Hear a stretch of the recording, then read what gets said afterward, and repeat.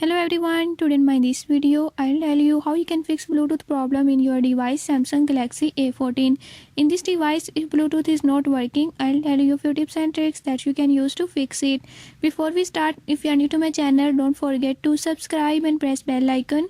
Watch complete video and learn how you can do it. Let's watch the video.